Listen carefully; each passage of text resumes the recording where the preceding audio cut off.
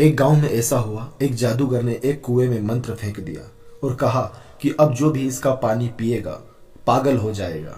सारे गांव ने पानी पिया। एक ही कुआं था गांव में। एक और कुआं था, लेकिन वह राजा के महल में था। राजा बड़ा प्रसन्न हुआ और वजीर बड़े प्रसन्न हुए कि कम से कम हमारा अलग कुआं है। तो वजीर और राजा तो पागल नहीं हुए, पूरा गांव पागल हो गया।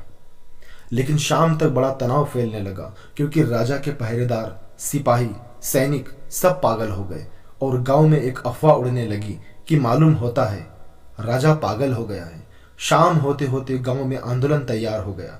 लोग भीड़ लगाकर राजमहल के चारों तरफ इकट्ठा हो गए और उन सब ने चिल्लाकर कहा कि यह राजा पागल हो गया है, हम राजा को बदलना चाहते हैं। राजा छत पर आया।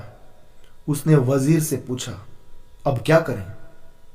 उसने कहा, एक ही रास्ता है कि हम भी उसी कुएं का पानी पी लें। अब ये सब पागल हो गए हैं, मगर अब इनको कौन समझाए? और ये सभी हैं सहमत। अब हम इन्हें पागल दिखाई पड़ रहे हैं, हालांकि हमें पता है कि हम पागल नहीं हैं, लेकिन इससे अब कुछ होगा नहीं। अब देर न करें। वजीर ने राजा से कहा कि आप लोगों को समझा कर रोकें, थोड़ी देर में मैं पानी लेकर आता हूं। भागा हुआ वह गया और कुएं से पानी भर लाया। दोनों ने पानी पिया, दोनों पागल हो गए। गांव उस रात भर उत्सव मनाता रहा कि हमारे राजा और वजीर की बुद्धि ठीक हो गई। धन्यवाद परमात्मा का। तुम जिस बस्ती में हो वह पागलों की है, धूर्तों की है।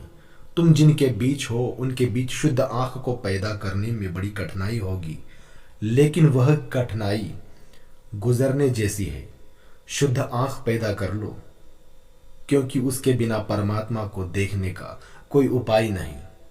सत्य को निष्पक्ष आंख ही देख सकती है, पक्षपात सभी असत्य हैं। दोस्तों, कहानी कैसी लगी कमेंट करके जरूर बताएं और हमारे चैनल को सब्सक्राइब करें। धन्यवाद दोस्तों।